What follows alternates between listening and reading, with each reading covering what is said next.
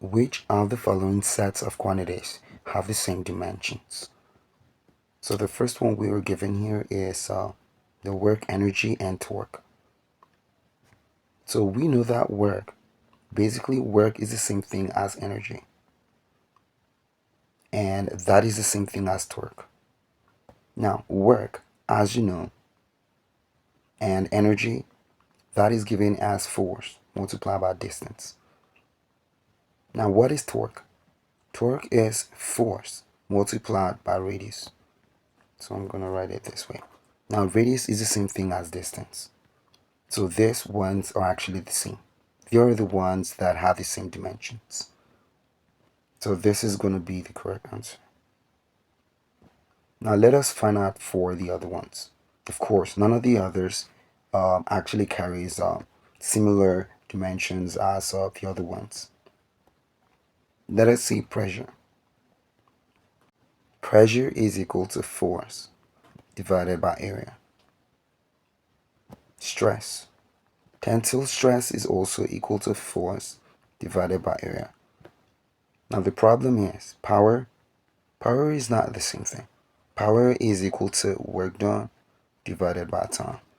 Now work done, we know that is equal to force multiplied by distance. This whole stuff is divided by t. Now if we went further, we're going to see that power is equal to force multiplied by distance divided by time. Now we already know that distance divided by time, that is going to be velocity. So power is the same thing as force multiplied by velocity. So as you can see, these are different from this one. So option B fails. Now let us consider option C. Now for option C, we have velocity. Velocity is equal to displacement divided by time. Now what is acceleration? Acceleration is velocity divided by time. Now we already know that velocity is going to be equal to displacement divided by time. And this is all divided by time. Now this stuff could well go down. And so from here we should have s divided by t squared. As you can see, this is completely different from this one.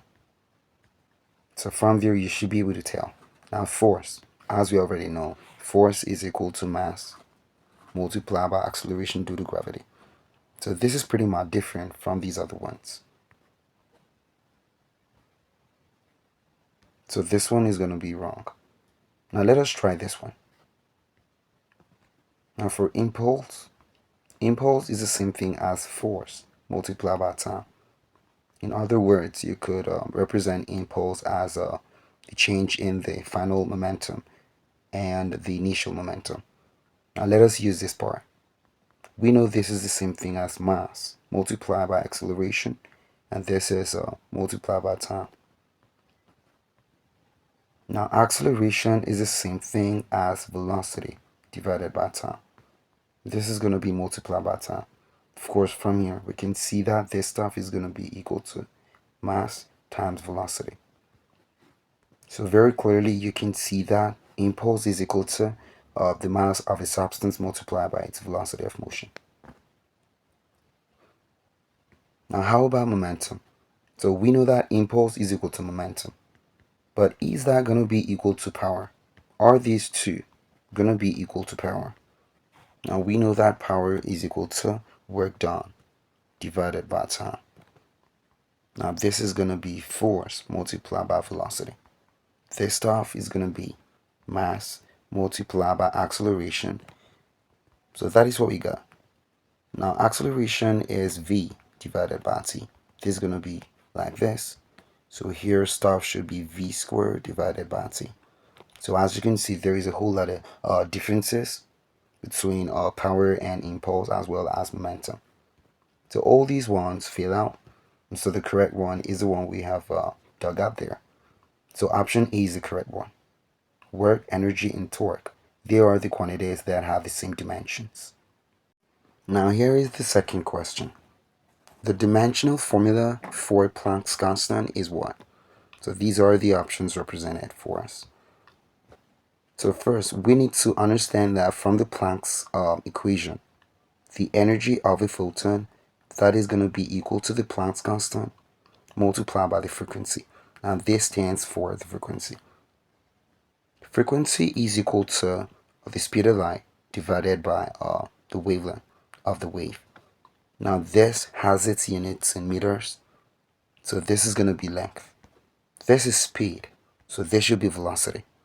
So this is going to be v divided by L. Now we know that energy is going to be equal to force multiplied by distance in it. So we got force multiplied by distance. This is going to be equal to h. So this is h multiplied by v divided by L. Now I could take this and have it multiplied to the left hand side. So that is going to be force multiplied by d multiplied by L.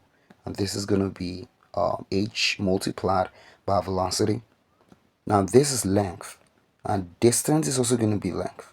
We know that work done is a force that is used to take a particle or a body through some distance d. Now this is pretty much length, so this is going to be force multiplied by L squared. And on this side we're going to have h multiplied by v. Now we want to find out what is going to be the dimensional formula for the Planck's constant. So I really need to isolate it. In order to do that, I need to divide both sides by v. So we're going to have this part cancel out. And so h from here is going to be equal to force multiplied by L squared. That will be divided by v. Now we know that this stuff is going to be mass multiplied by acceleration. Now, mass is a, acceleration is L t to the negative 2 in it. Now this is going to be multiplied by L squared. This will be divided by Lt raised to the power of a negative 1, because we got this to be the velocity. Now from here we can see that the length from below could have this cancelled out, and this is also going to cancel some stuff away from here. So h, that should be equal to m, and here we're going to have L squared, and on this side we're going to have t to the negative 1. Now how does this work? So if you got a t to the negative 2, and that is divided by t to the negative 1, what that means is you got t to the negative 2. And from the laws of indices, you gotta subtract this. So this is gonna be divided, rather, which is a minus. So we're gonna have a negative 1. So from here we have t to the negative 2 plus 1. Now minus 2 plus 1 is gonna give us a negative 1. So ultimately we should have a t to the negative 1, which is basically what you see here. So from here we can see that h, that is going to be equal to m L squared t to the negative 1. That is option D. So this will be the correct answer. So here is the third question. If the velocity v and the acceleration a, the force F, are chosen as fundamental quantities, what is going to be the dimension for the mass? So we know that we need to express mass in terms of velocity, acceleration, and the force. So this is mass. Now what is going to be the formula for velocity? That is Lt to the negative 1 in dimensions in it. Now a, that stands for the acceleration, so that is going to be Lt to the negative 2. On this side we're going to have force.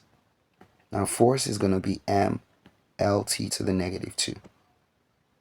Now from here we're trying to say that the dimension for mass actually does depend on the velocity, the acceleration, as well as the force. So this is what we're going to do. We do not really know the degree or the extent to which mass depends on velocity.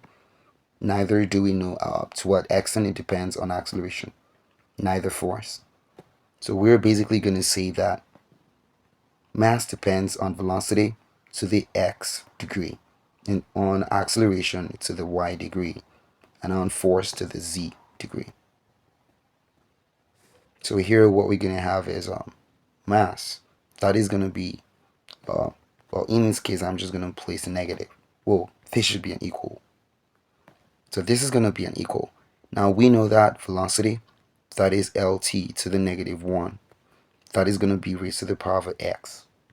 I think I need to, I'm going to write it in green. Now acceleration is going to be LT to the negative 2. And this is going to be in. So I'm just going to write this as y. And that will be multiplied, well, to write it with this, by force. Now force is ml t to the negative 2. This is going to be raised to the power of z. Now on this side you can see that we do not really have length, neither do we have time.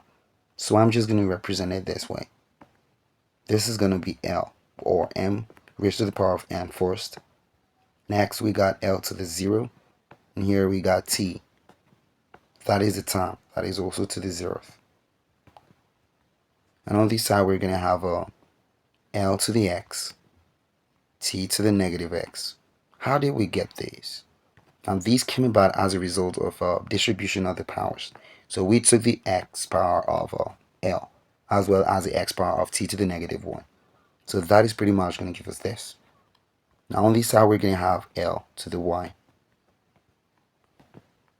So this is L to the y. Here we're going to have a t to the negative 2y. And on this side we're going to have a m. This is going to be m to the zth power. And we're going to have a L to the zth power. We're going to have a t to the negative 2z.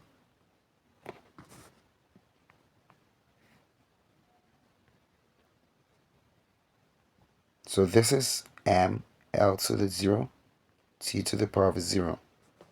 And on this side I'm going to basically add the l's. So I got L to the x. Here we got a y.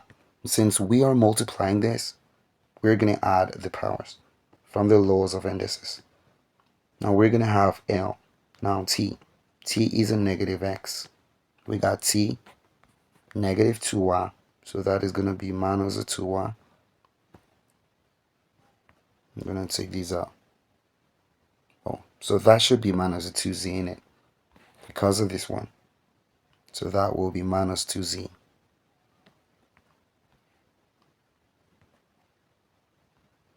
Now finally I got m. Now m to the power of z. Now from here we can see that as I compare for m, on the left hand side we got m to the power of 1. So basically what I'm trying to do is to compare the powers. So on the left hand side we got m to the power of 1. On the right we got m to the power of z. So here we got z to be equal to 1. So I'm basically going to plug that into all the others and try to find out what those are going to be. So here now I'm going to, I think I'm going to take these ones out as well as this. Now we got for L. For L, here we're going to have a 0. 0 is going to be equal to x plus a y plus a z. Now for t, there is a 0 on the left hand side. Now you got a negative x minus a 2y minus a 2z. Now we already know that z is equal to 1. So I'm basically going to change these equations. For this one, we're going to have a, that is for the first one, or the second one rather. So that is 0 is equal to x plus a y, and that is going to be equal to a 1. So I'm going to take this one to the other side. So I should basically have a negative 1 is equal to x plus a y. Just going to highlight this in blue. Next up, I'm going to plug z equal to 1 for this one. Now, if I did that, I'm going to have a 0 that will be equal to negative x minus 2y. And this is going to be minus 2 multiplied by 1, which is going to give us negative 2. So I could well rewrite that. That is going to be -2, which I'm basically going to take it to the left hand side. So I should have a +2. So that is +2 is equal to -x minus the 2y.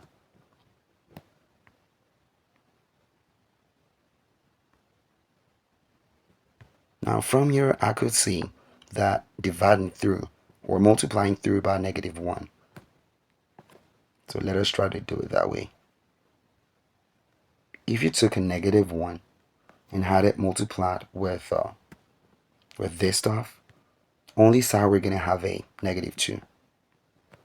Now on this side I'm going to have an x minus, well, that should be plus rather, 2y.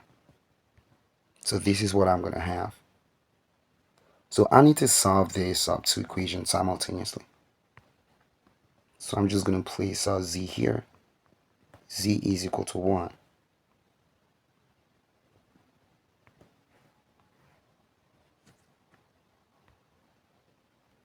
Oh, so I need to take this back. Now from here, let us say this is let's say this is the second equation. And let us say this is equation 1. So here I could actually take this and subtract it away from this. So that is going to be equation 2 minus equation 1. So that will be -2. This is going to be x plus a 2y. Here we're going to have a -1.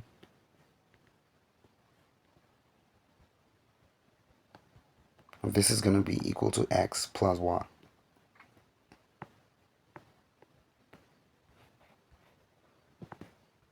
So if we got a -2 minus a -1, what is that going to give? So that should give us a -2 plus a 1. -2 plus 1 is going to give us a -1.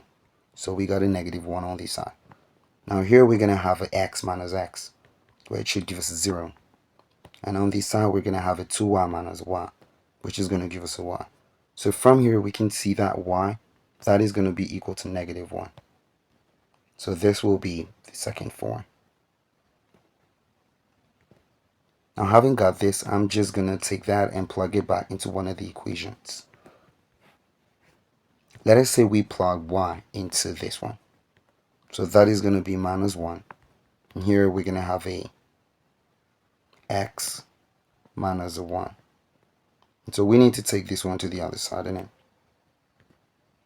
So if we did that, that is going to be a -1. And here we're going to have a +1. And that is going to be equal to x. This gives us a 0. That means there should not be no velocity there actually. So x is actually going to be 0. And so if you got that, this should be it. Mass, that should be equal to velocity to the x, which is a 0 in this case. And then you're going to have a acceleration rather. Now that is to the y.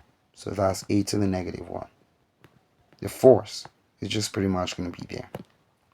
So that is basically what you're going to have. Number 4. The unit of pressure in the CGS system is what? Now, what is the CGS system? Now, in this system, C stands for the unit for length, which is going to be centimeters. And G, that stands for grams. That will be the unit for mass. And you got S. S stands for seconds. So that is going to be the unit for time. Now, in the CGS system, what is going to be the unit for the quantity of pressure? Now, pressure is equal to force divided by area. In the CGS system, force, the unit for force is actually dynes. And this is going to be divided by area.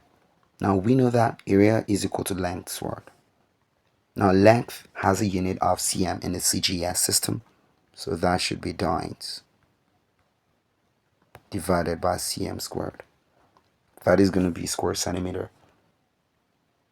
So therefore, that should be dynes divided by cm squared. So this will be the correct answer. Now here is a fifth question. A block of mass 5 kg is placed on a rough horizontal surface. Now they said that if the coefficient of static friction between the block and the surface is zero point 0.4, what is going to be the maximum force that could be applied without moving the block? Now we already know that static friction is that amount of force that resists the motion of any body which is being dragged along a horizontal surface. So if you had the force applied in this direction, I'm going to write that as applied force. Then static friction is going to work in the opposite direction. I'm going to write these as F sub S. Now we already know that the coefficient for friction, in this case this is going to be static friction. That is going to be the static frictional force. Well, so this is divided by normal reaction.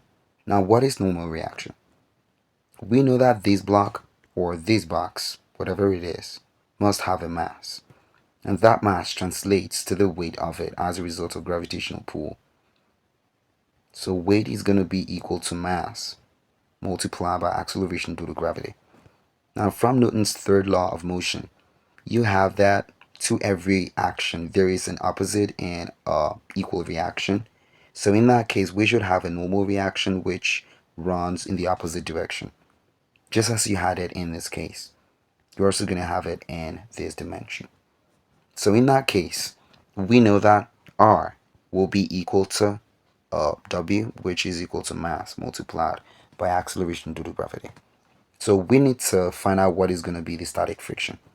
Static friction, that is going to be the force, the frictional force that must be overcome before the block begins to move. Well, for this block, it is not actually moving. So the value that we're going to have for static frictional force, that is exactly what we're looking for.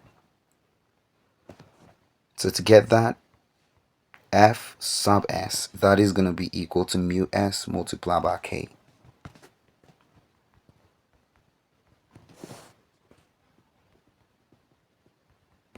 Now mu S, that is the coefficient for static friction. That was given to us as 0.4. Now will be multiplied by normal reaction. Look, I need to rewrite that. That should have been an R.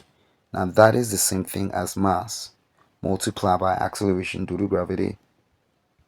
And so this is going to be 0.4 multiplied by mass, which is 5. The acceleration due to gravity, in this case, I'm going to use a 10. So this is going to be 0.4 multiplied by 10. That is going to give us a 4. So we got a 4 multiplied by 5. That is going to give us 20. So we got 20 newtons. Now what does this mean? What this means is that if you got 20 newtons, and that was the force that you applied in this position or in this direction, the frictional force acting on this system in order to keep it from moving, that is 20 newtons. So if you apply just 20 newtons to this block in order to pull it, the block will literally not move. That is because the frictional force is completely counteracting the force of pull that you apply on this direction. So you need to apply a force that is somewhat greater than 20 newtons. So that is basically it. In this case, we're going to pick up the 20 newtons. That is going to be the correct answer. So here is the sixth question. A 2 kg block starts from rest and slides down a rough inclined plane with the coefficient of kinetic friction of 2, well, that is 0.2. Now, if the acceleration due to gravity is equal to 9.8 meters per second squared, what is going to be the acceleration of the block? Now, the angle of inclination has been given as 30 degrees. So we need to draw the inclined plane. So let us say this is the block, and the inclined plane, let us say it's inclined at this angle theta with respect to the horizontal. But we are already given what that angle is. So the value for this angle is basically going to be a 30. So I'm going to write it here. This is going to be a 30. Now, if you got a load or a block which is actually inclined or placed on an inclined plane, there must be some amount of the force which tends to pull it downward in it. And before we go to that, you need to understand that this stuff, it's got a force which is the weight force, the force of weight as a result of the gravitational pull. So in this case, we're going to have the weight, which is basically going to run downwards. So W, that is going to be equal to mass multiplied by acceleration due to gravity. Now, because of this weight, there is going to be a force that tends to pull this block in this direction. So I think I'm going to draw it this way rather. Now the force that tends to resist it from moving, that force is going to be the frictional force. And so that goes in this direction. Now the friction which was designated from this question is a kinetic friction. So we need to write that there. This is going to be the kinetic friction. Now, the question says that the 2 kilogram block starts from rest and slides down a rough inclined plane. So if it slides down, that means the force which resists its motion has been completely overcome.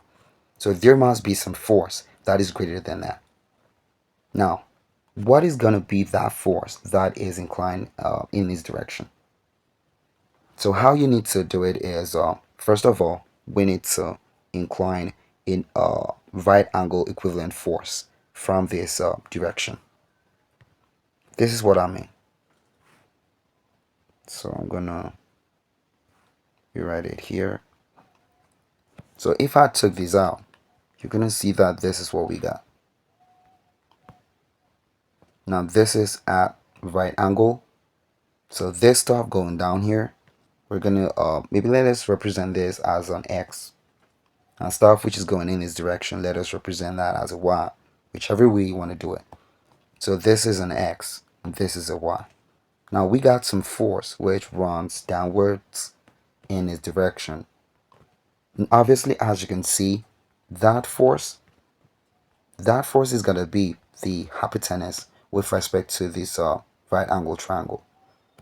So this force is mass multiplied by acceleration due to gravity, which is the weight, basically.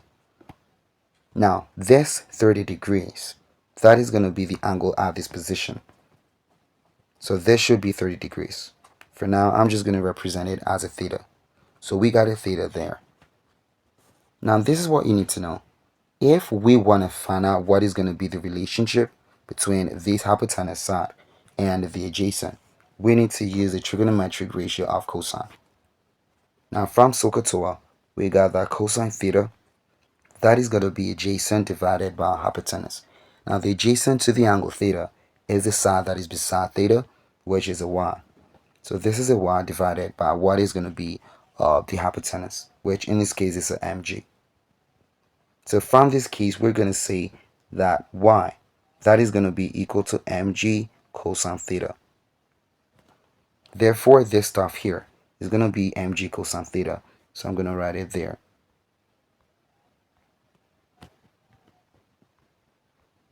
So that is what we got for that one. Now, how about this one? What is that going to be? So I need to take this one out now. In order to get what this is, you need to understand that it is this side we're looking for. Now, this side is parallel to this other side. So if we are able to get this side, then we have relatively gotten this side, basically. So that is going to be the relationship between this and this. Now, this side is facing this, so that is opposite to the angle. This is the adjacent, so we got to use sine. Now, if you got sine theta, that is got to be opposite divided by hypotenuse.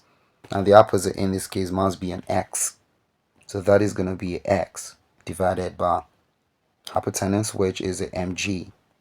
So in this case, we got x. X is going to be equal to mg sine theta. So that is what you got there. That is mg sine theta. So in this part, I'm just going to write mg sine theta. So I'm going to wipe these ones out. Now, you need to understand that these are the horizontal component of this weight, and this is going to be the vertical component of the weight. Now, because we have this block sliding, that means this stuff is going to be greater than the kinetic friction. So we could actually find the net force. The net force, I'm just going to write it as a F net. So this is going to be F net. And that will be equal to this force, which is the vertical component of the weight. I think just going to write it as a WV. That will be minus FK. Now WV, that is mg sine theta. So we got F net, or Fn, that is going to be equal to mg sine theta minus Fk. So first we need to know what Fk is. Fk is the kinetic friction. Now how can we find it? How can you find the kinetic friction? Now in order to find the kinetic friction, we need to use the coefficient of kinetic friction. The coefficient of friction, or kinetic friction in this case, that is going to be the kinetic frictional force divided by the normal reaction. Now what is the normal reaction in this case? The force that is actually acting along this line is actually these two forces. Now the force that acts perpendicular, that is always got to be the normal reaction, and that is going to be mg cosine theta, because that will be the normal reaction which resists the horizontal component of the weight force. So this is going to be R. Therefore, in order to get Fk, that will be equal to mu k multiplied by R. Now mu k will be multiplied by R, which in this case is mg cosine theta. That is because stuff is going in this direction. So this is going to be mg cosine theta.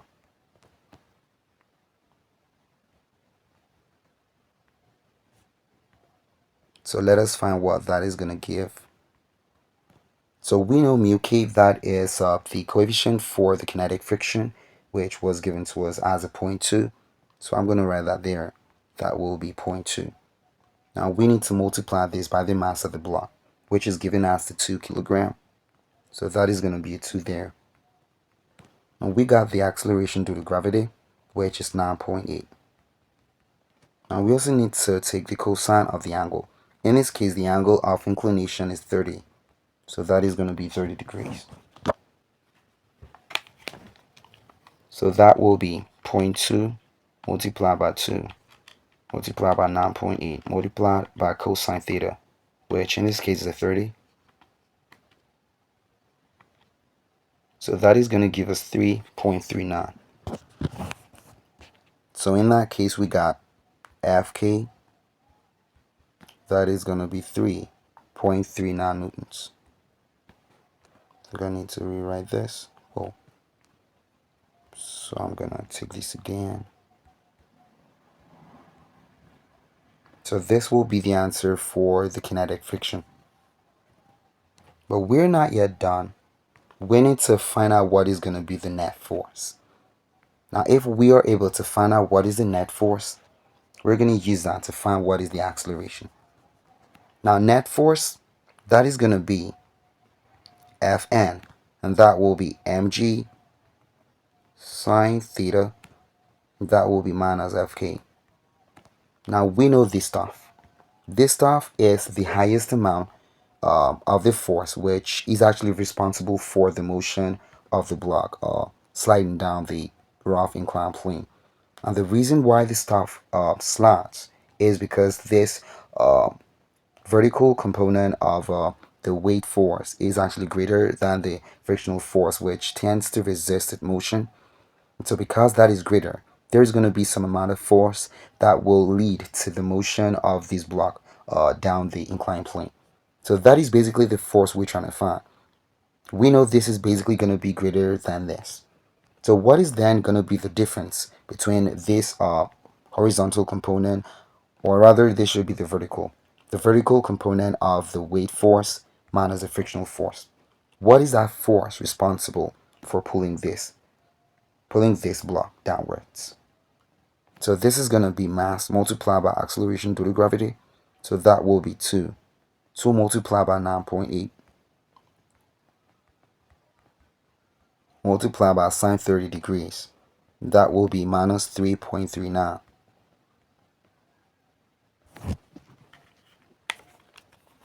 So that is going to be 2 multiplied by 9.8 multiplied by sine theta, which is 30 degrees in this case.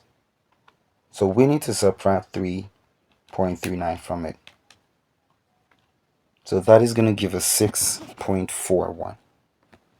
So the net force, that is the force responsible for the motion of the block along the inclined plane. That force is giving us 6.41 newtons.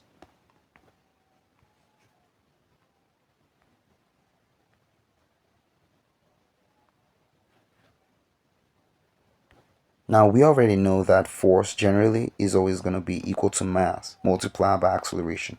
Now we need to find what is going to be the acceleration. A is equal to F divided by M. Now F, which is a force, that is a 6.4. Now the mass is a 2. So A, that is going to be equal to 3.2 meter per second squared. So that is option B. So option B is the correct answer. Now question 7 says, an 89.6 kilogram car moving with an initial speed of 20 meter per second comes to rest after traveling 50 meter due to friction. Now what is going to be the coefficient of its kinetic friction? So first we got the mass. I'm going to write that as M. Now M is equal to 89.6 kilogram. And we got the speed. Now the speed in this case is initial speed. So that is U. Now U is equal to 20 meter per second. Now it came to rest after traveling 50 meter. So that is going to be the distance, which is 50 meter due to friction. Now from here we know that V squared, that is going to be equal to U squared minus 2AS. Now we know that V, that is the final velocity. That must be equal to 0. That is because the vehicle actually came to rest by the end of the motion. While U is the initial velocity. Now the distance is an S. So we need to find out what is going to be the acceleration for it. So that is going to be 0 squared. That will be equal to U squared, which in this case U is a 20. So that is going to be 20 squared minus. Now the reason we got a minus there is because we have stuff coming to rest. So this is actually going to be a motion of deceleration. So that should change to a negative. So this is going to be 2A. That will be multiplied by the distance, which in this case is a 50. So this is going to be 100A. 20 squared is going to give us a 400. So A, that is going to be equal to 4 meter per second squared. Now we need to find the coefficient of its kinetic friction. So we know that coefficient of kinetic friction, that is going to be mu. In this case, that will be mu k. That will be equal to Fk divided by the normal reaction.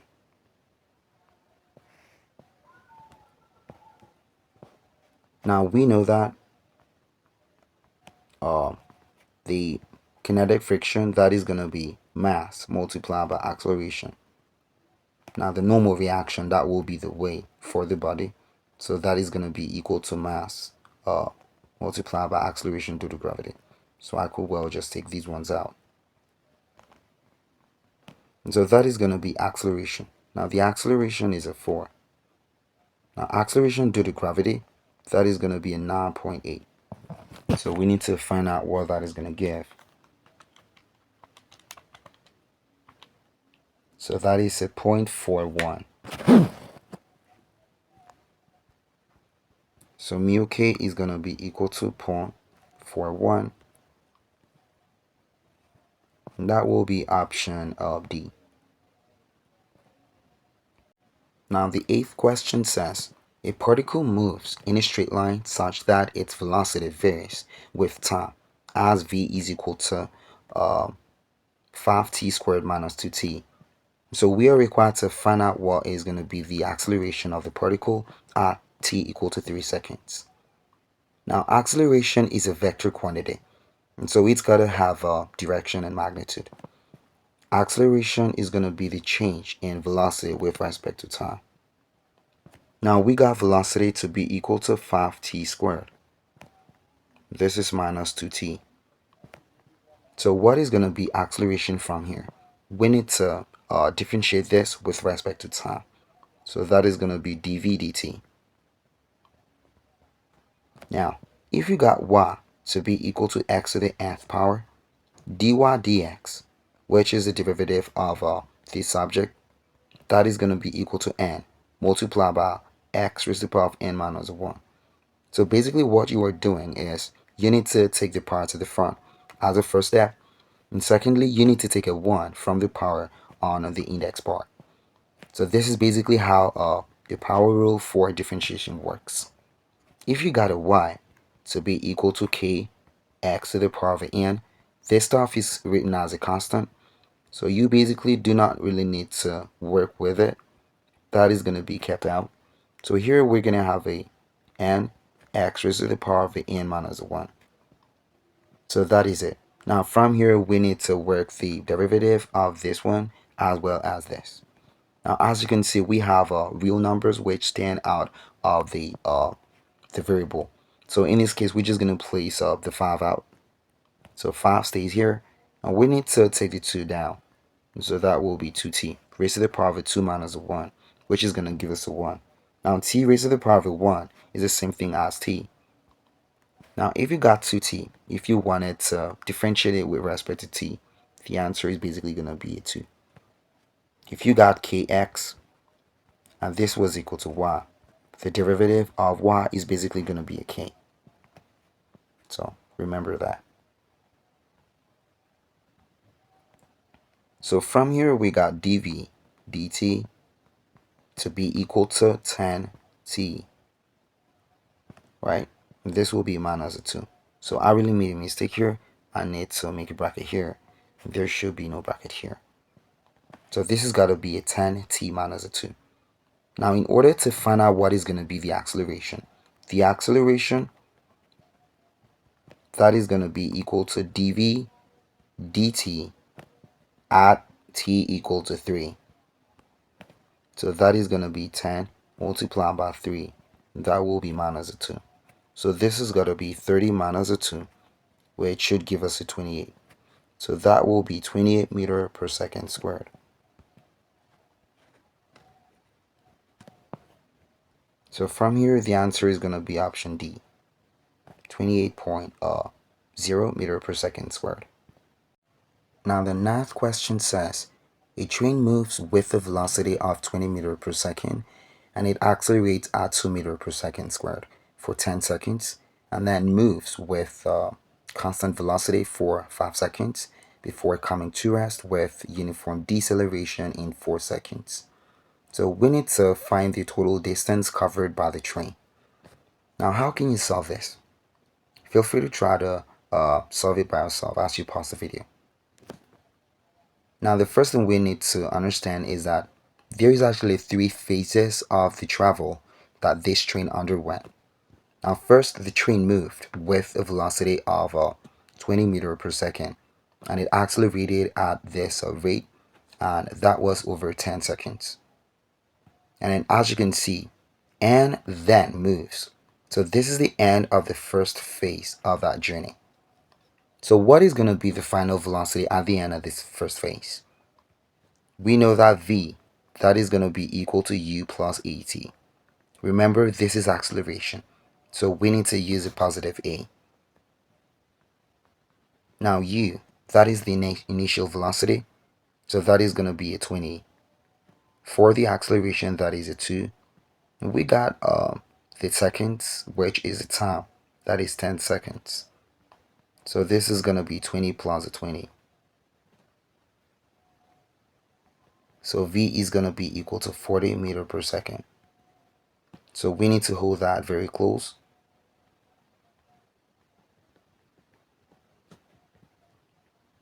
Cool. So I'm going to place that here. Now this is going to be the final velocity. Now let us say that you drew this using a velocity time graph. So this is velocity. This is going to be the time.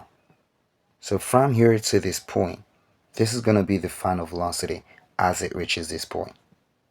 And the time that was taken to do this was 10 seconds. So let us say this is in seconds. And so basically that is what you got there. Now from there, the car moved, or the train rather, moved with a constant velocity for 5 seconds. So that means it moved from here to a place where we may see that is a 15. So I'm going to call this as a 15. That was with constant velocity. So what do you think is going to be the distance traveled as it moves with constant velocity? Now we know that the distance traveled should be equal to ut plus 1 over 2 at squared. Now what is going to be t? In this case, we're going to use t as we're trying to find the first distance. So before we come to this part, we're just going to solve to find out what is the distance that was traveled before it approached the final velocity of a 40. So we know that u is the initial velocity. The initial velocity, that is going to be 20. Now t, that was the time taken. So that is 10 seconds. This is going to be plus 1 over 2 multiplied by a, which is a 2. That will be multiplied by 10 squared. So I need to take this and square it. So this is going to give us a 200. On this side, I'm going to have this as a 1. And we're going to have a 10 squared, which is a 100. So for the first part of the journey, the train traveled 300 meters. By the time it approached to 40 meters per second, it had traveled for 300 meters. So I'm going to write that here. So I'm going to write that as a S1. So S1 is equal to 300 meters.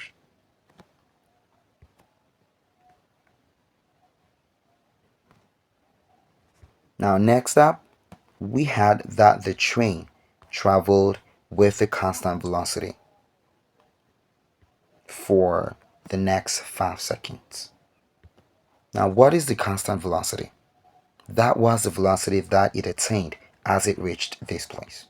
Now you already know that this point is the final velocity. Now at this point it traveled continuously until it reached this point. So this was the velocity, 40 meters per second, which the train used in order to reach 5 more seconds.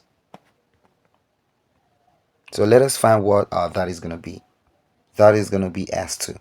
Now S2 is going to be equal to V multiplied by T. The velocity at that time, that was 40. This will be multiplied by time. Now time is equal to 5. That was for 5 seconds in it. So this should be 200 meter. So this is 200 meter. So I really need to place it somewhere now. I think I'm gonna write it here. So S2 is equal to 200 meter.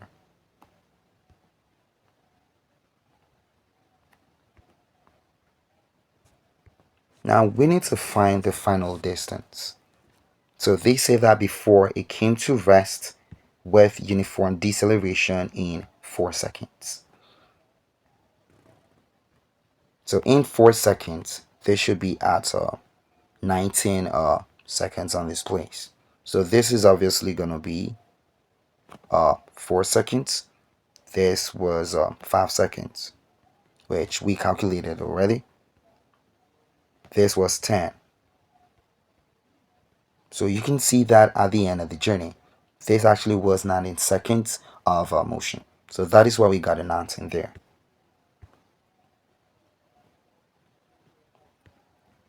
So we got v squared is equal to u squared minus the 2as. Now the reason why we got this is because there was deceleration for the third and last phase of the motion or journey. The train decelerated, and that was in 4 seconds. Now how can we find the acceleration here? We know that acceleration is going to be equal to v divided by t. Remember, the final velocity, that is going to be 40 divided by t. So what is going to be t? Now, instead of using this v, should just rather use a u, because that is going to be the acceleration at the time. So this will be 40. You need to understand that the final velocity at the end of the journey will be different from the initial velocity. The initial velocity would actually be the velocity from this point, which will be u at this point with respect to this. Now this came to rest, so at the final period, we should have v to be equal to 0. Now the initial velocity is a 40 meter per second, which we had here. So even if we got u divided by t, you just need to remember that u stands for the final velocity, which is a non-zero, which ended at a 40 meter per second. Now this velocity, which is equal to 0, represents the velocity which happens as a train decelerates until it comes to rest. Now it decelerated over 4 seconds. That is between 15 seconds to 19 seconds. So that is going to be a 4. So the acceleration here should be 10. So this is going to be 10 meter per second squared. Now we need to find the distance for this. We know that as the train comes to rest, v, the final velocity, is going to be 0. So that will be a 0 squared. On this side, I'm going to have a u squared minus 2as. Now this stuff, I'm basically going to take it to the left hand side. So this will be 2as. That is going to be equal to u squared. So I need to find the displacement for this last part of the journey. So that is going to be written as a s3. So this will be u squared divided by 2a. Now u squared, that is the square of what we called as this, which in this case is going to be 4 squared divided by 2 multiplied by 10. So this stuff, this is going to be 1600. This will be divided by 20. Now this cancels, and so we got 160 divided by 2. Therefore, S3 is going to be equal to 80 meter. So what is going to be the total distance which was covered? Now the total distance, which I might just write as S total, that is going to be S1 plus S2 plus an S3. So S1, that is a 300. S2, that is a 200. And S3, that is going to be an 80. So here we're going to have a 580 meter. So this is going to be the total. So in that case, option B is the correct answer. That is what you got. Now so the 10th question says, a car accelerates from 10 meter per second to 30 meter per second in 5 seconds. So what is going to be the total distance traveled during this time? Now acceleration is going to be dv dt. This is basically the formula for acceleration. And so we got dv, I could write that as v minus u divided by t2 minus t1. So what is going to be v? V is 30 minus 10. And this will be divided by 5. That will be 5 minus 0. So here we're going to have a 20 divided by 5. And so that gives us 4 meter per second. Well, that should be 4 meter per second squared.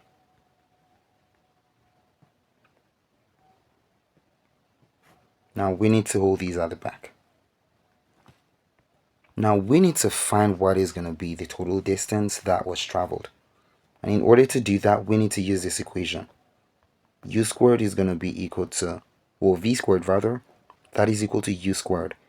Is it going to be a plus or a minus? Now from here you can see that we had the car accelerate and not decelerate. So that should be a plus 2as. So we need to find this. Now this is what we're going to do. This stuff is going to come to this other side. So I'm going to have, well, instead of doing that, I'm just going to take this to the other side. So this will be way better. So that is v squared minus a u squared. That is equal to 2as. So we need to find out what s is going to be. So s, that is going to be v squared minus a u squared. That will be divided by 2a. Now we know that v is a 30. So that will be 30 squared. And then u is a 10. So that will be 10 squared. Now this has got to be divided by 2a. A in this case is a 4. So we got a 900 minus 100. This is divided by 8. Now 900 minus 100, that is going to give us an 800. So that will be 800 divided by 8. So that is going to give us 100. Therefore, the distance that was traveled is going to be 100 meters. So here is the 11th question. A ball is thrown vertically upwards with the velocity of 40 meters per second. Now, what is going to be the total time for the ball to return to the thrower's hands? Now, how can you solve this? So typically, if you got a ball that was thrown up into the air, that is basically going to undergo a pathway reach to the maximum point. Now, at this maximum point, the energy is going to be equal to 0. Now, if energy is equal to 0, that means the velocity is also going to be equal to 0. Remember, this is going to be a kinetic energy. So that should be 1 over 2 multiplied by mass multiplied by v squared. Now, if we got this to be equal to 0, this is going to be 0 is equal to 1 over 2 mv squared. Now, v squared is going to be equal to 0 divided by half m.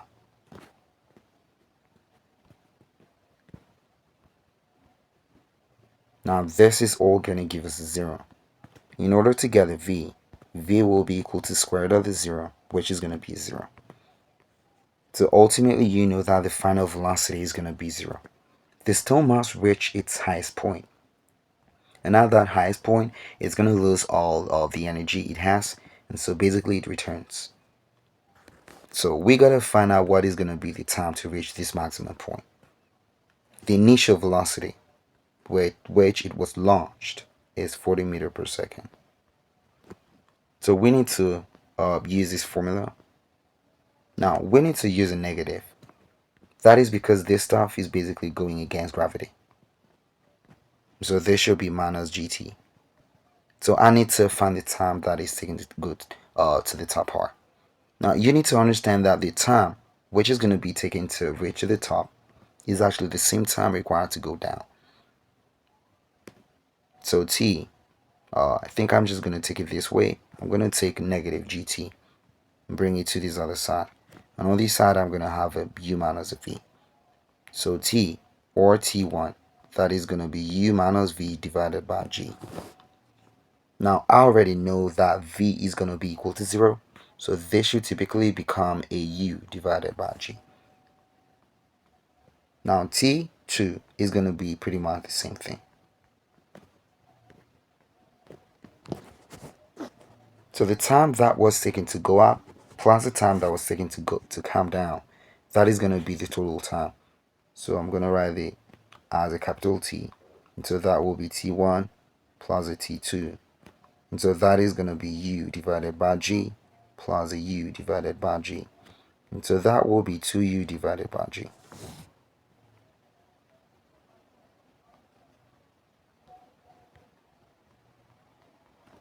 So that is 2 multiplied by U.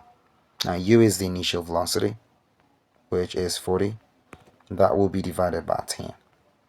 Now this is going to be 8. So that should be 8 seconds. So that is correct. Option D is the correct answer. So the 12th question says, A projectile is launched with a velocity of 50 meters per second at an angle of 30 degrees to the horizontal. So what is going to be the total time of flight? Now, if we have a projectile that was launched, let us say in this direction, we know that there is going to be a tangential velocity. This was the initial velocity. This was at some angle theta. So you're going to have u cosine theta, which will be the horizontal component for the tangential velocity with which the projectile was launched into the air. Now this one would stand for the vertical component, which is going to be u sine theta. Now because we have stuff going up, we need to have v. Generally this should be v is equal to u minus a gt in it. As the ball goes upwards, it's basically tending in the direction opposite to the direction of gravity. So this should be a minus. Although we know that the complete vertical component of this tangential velocity is supposed to be u sine theta. So v should be equal to u sine theta. That will be minus gt. Now, we know that at the maximum height, the velocity is always going to be 0. That is the final velocity. So there should be a 0, and that is going to be u sine theta minus the gt. So I need to take this to the other side. So gt, that is going to be equal to u sine theta. Now t is going to be equal to u sine theta divided by g. This is going to be the time that will take for the ball or the projectile to basically reach the maximum height. Now, the total time of flight will be the time taken to reach the maximum and to come down. So the total time must be equal to 2 multiplied by t. In that case, t, that is going to be equal to 2u sine theta divided by g. So what is that going to be? So we got 2. U is, that is a 50. Now sine theta, so that is supposed to be a 30 degree. This will be divided by g. G is a 10. So if we got this cancelled into this, we're going to have this as 10 sine 30. So this should basically be 5 seconds. So the answer is going to be 5 seconds right there. Option C. Now the 13th question says, a football is kicked with an initial speed of 20 meters per second at an angle of 37 degrees. So what is going to be the horizontal range for the projectile? So let us say this is a projectile. And so you got this. This is going to be the tangential velocity, the initial velocity with which the ball was kicked. So this is going to be the vertical component, which is uy. This is going to be the horizontal component. We know that this must be u cos theta.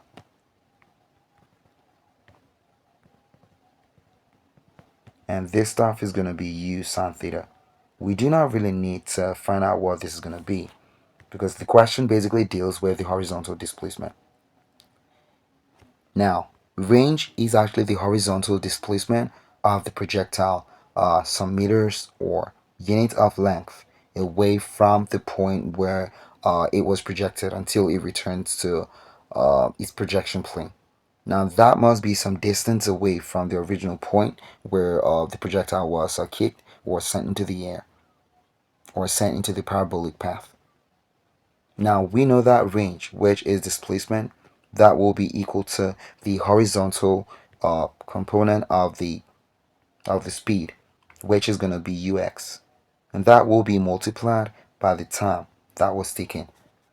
So we know that ux, that is going to be u cosine theta. This will be multiplied by time, which is the total time taken for the projectile to move, which is actually 2u sine theta divided by g. Now if I multiply this, I would actually have this. So this is going to be 2u squared.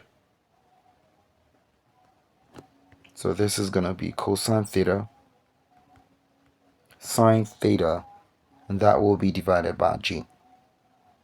Now we already know that 2u, well, instead of doing that, we know that if you got 2 cosine theta, sine theta, this is the same thing as sine 2 theta in it. So I'm going to bring these out. So here we're going to have a r is equal to, so we're going to have a u squared multiplied by 2 cosine theta, sine theta, and that will be divided by g. Now this stuff is going to change to a sine 2 theta. So r will be equal to u squared sine 2 theta. That will be divided by g.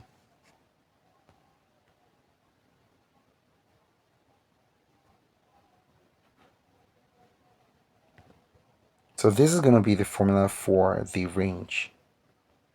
And so we got the initial velocity. That was given us to be 20. So that will be 20 squared. Now we got sine 2 theta.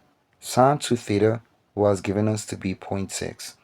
So we're just going to use that value divided by 10. So this is going to be 400 multiplied by 0.6. This will be divided by 10. Now we could have this cancel out. So basically we have 4 multiplied by 6. So this should be 24 meters. So we are correct.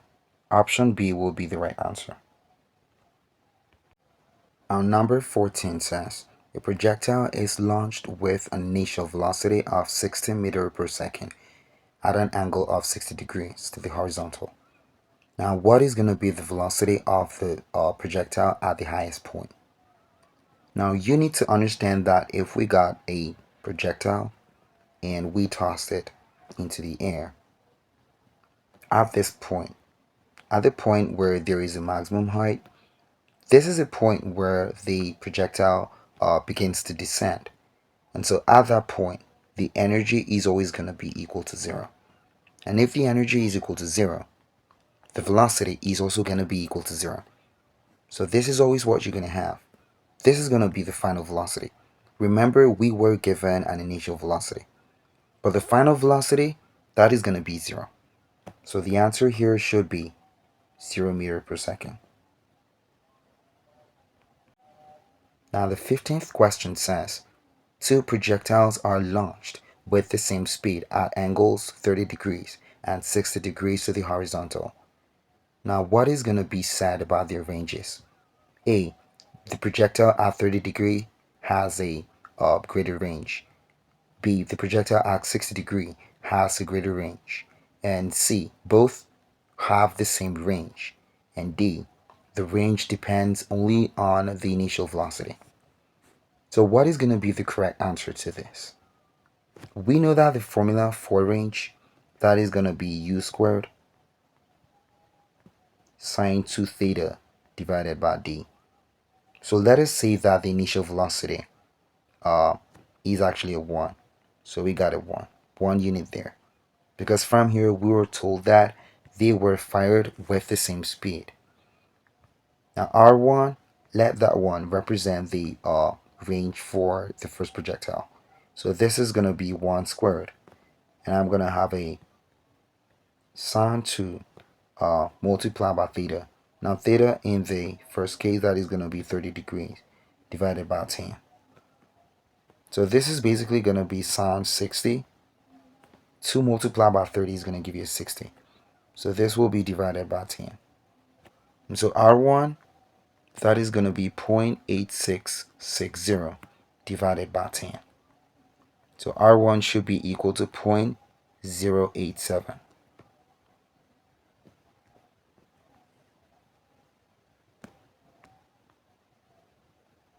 Now let us find out the other ones. R2, that is going to be u, that is u squared rather, multiplied by sine 2 theta. And in this case, we have 1 also. So that will be a 1. That is 1 squared. Here, I'm going to have a 2 multiplied by, now theta in this case is a 60 degree. This is still going to be divided by 10. So this is going to be sine 120 degree divided by 10. Now sine 120 degree, that is still going to be 0.8660. Now divided by 10, R2 is still going to be 0.087 approximately. So in that case, we can see that this is obviously similar to this. So the correct answer here should be both are going to have the same range. Number 16. A projectile is fired at an angle of 45 degrees with an initial velocity of 30 meters per second. Now, what is going to be the total displacement from the launch point to the landing point? Now, if you got total displacement from the launch point, let us say this is the projectile, and let us say that point is the landing point. This basically is talking about the range. So the range, R, that is going to be u squared sine 2 theta. That will be divided by g. Now u, the initial velocity, that is a 30. So that will be a 30 squared. This is going to be sine 2 theta. Now theta in this case is 45 degrees. So this will be divided by 10. Now we know that 30 squared is going to give us a 900. Sine 245, that is going to be sine 90. This will be divided by 10. Now sine 90 is going to give us a 1. So that will be 1 multiplied by 900. So that is 900 divided by 10. This is going to cancel. So we're going to have a 90. So the answer here is going to be a 90. Option D is the correct answer. A 5-kilogram object moving at 10 meters per second collides with a stationary 3-kilogram object. Now after the collision, they move together. Now what is going to be the common velocity after the collision? So let us say that we got this. Now this is going to be the first mass. I'm going to write that as m1. Now this is actually moving with the velocity of, I will designate that as a u1. Now here is another body. This body is not moving. That is going to be m2. So the velocity is going to be 0. Now there is a collision. Now after the collision, what is going to be the common velocity after the collision? So that is going to be m1. So this is m1, and you're going to have a m2. They're basically going to move with a singular velocity. This is a case of a perfectly inelastic collision. Now from the principle of conservation of momentum, we should have m1 u1 plus m2 u2, and that is going to be equal to m1 m2 multiplied by u. Well, that should be a v. So this is the velocity that we're required to find. Now because we have the other object as a stationary object, u2, that is the velocity for that object, is going to be 0. Remember, u stands for the initial velocity. So since we have u2 to be equal to 0, this whole stuff is going to be equal to 0. So basically we should have a m1 u1, and that will be equal to m1 plus m2, and that will be equal to v. So v is basically going to be equal to m1 u1, and that will be divided by m1 plus m2. Now m1, that is the first mass, that is 5. That will be multiplied by the initial velocity for it, which is going to be 10. This will be divided by m1 plus m2. So that is going to be a 5. So there should be a 5 plus a 3.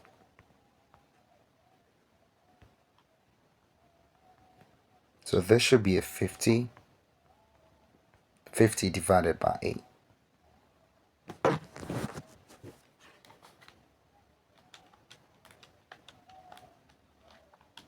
So that gives us a 6.25. Now 6.25 is going to be the answer. And question 18 asks, a force of 20 newtons acts on a 4 kilogram body for 5 seconds. So what is going to be the impulse imparted to the body? Now this should really come off easy.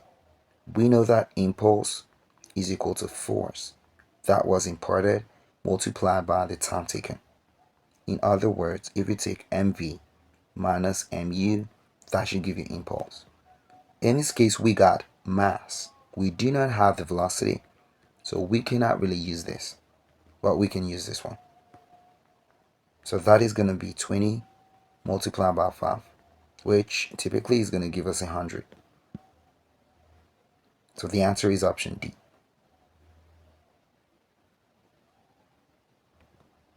Now question 19 says, a ball of mass 2 kilogram moving at 4 meter per second collides elastically with another ball of equal mass at rest.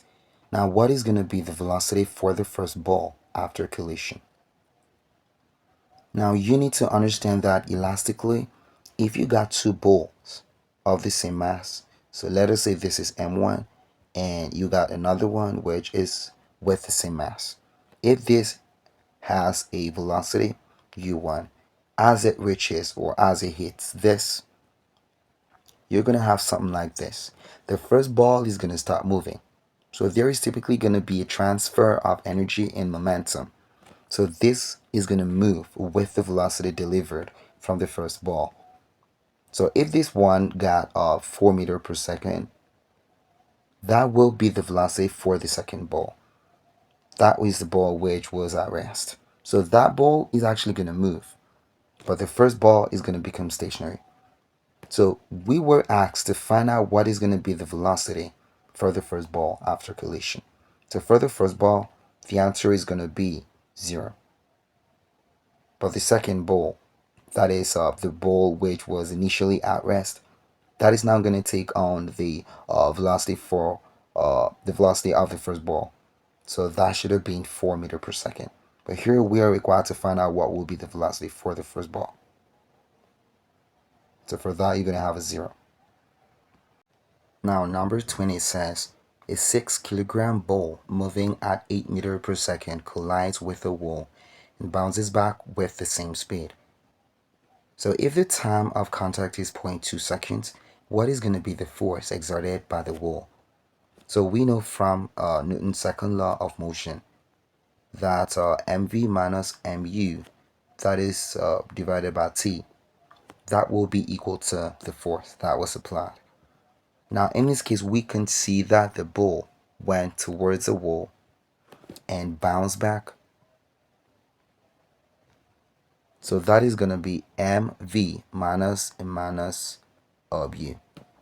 That will be the direction of the initial momentum. The initial momentum is moving in an opposite direction with respect to the final. So in that case, we're going to have mv plus mu. So that will be mv minus mu, and this will be divided by t.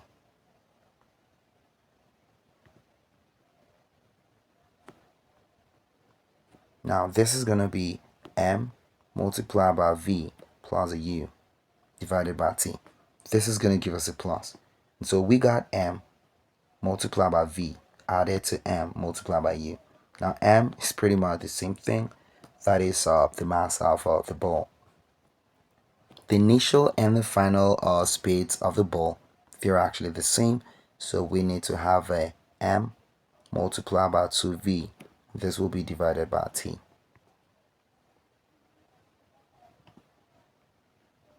So therefore, we should have the mass to be 6, and this is going to be 2 multiplied by 8. and this is going to be divided by zero point 0.2. So this is going to cancel these out.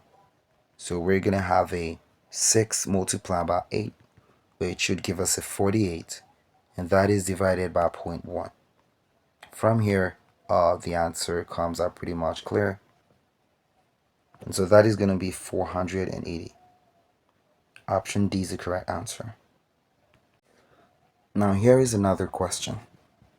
A solid disk of mass 10 kg and radius 0.5 meter is rotating about its central axis with an angular velocity of 20 rads per second. So what is going to be its moment of inertia? Now for a solid disk, the moment of inertia is going to be equal to 1 over 2 r squared m.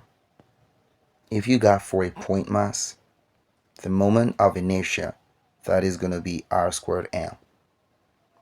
For a sphere, the moment of inertia is going to be 2 divided by 5 multiplied by r squared m. The moment of inertia for a thin rod about its center, that is going to be 1 over 3 ml raised to the power of 2. Now if you got for that same thin rod about its end, that is going to be 1 over 2 ml squared. So you just need to bury these at the back.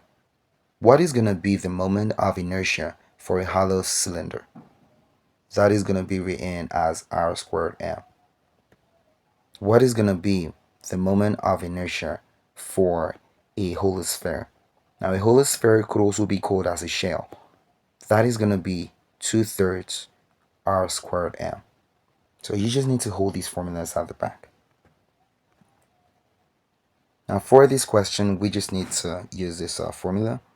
And we know that the mass of the material is 10 kg and the radius, that is 0.5. So the moment of inertia, that should be r squared, which is 0.5 squared, multiplied by mass, that is 10. So we got 0.5 squared multiplied by 5.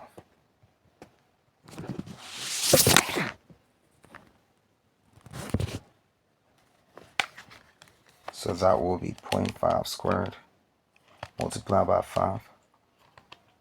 That is 1.25. So the correct answer is 1.25.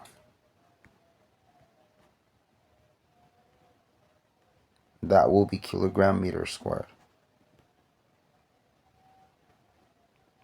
Now the 22nd question says, a wheel starts from rest and accelerates uniformly to an angular velocity of 50 rads per second in 5 seconds. So what is going to be the angular acceleration? Now for rectilinear motion, we already know that v, that is going to be equal to u plus at in it. Now this is linear velocity. Final linear velocity, this is going to be the initial linear velocity, and this is going to be the linear acceleration. So I'm basically going to replace this with their rotational forms or equivalents. Now rotational final velocity, that will be written as a omega. This is going to be written as a omega naught. Plus, we need to write the angular acceleration, or what you call as a centripetal acceleration. So that is going to be alpha t. Now we need to find this. So in order to do that, we need to take this to the other side. So that is going to be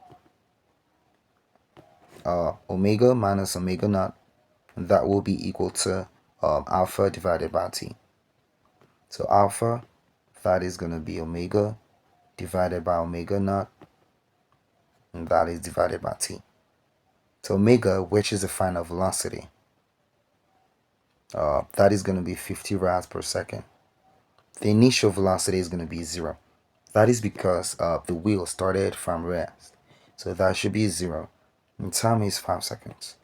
So this should be equal to 10 rads per second squared.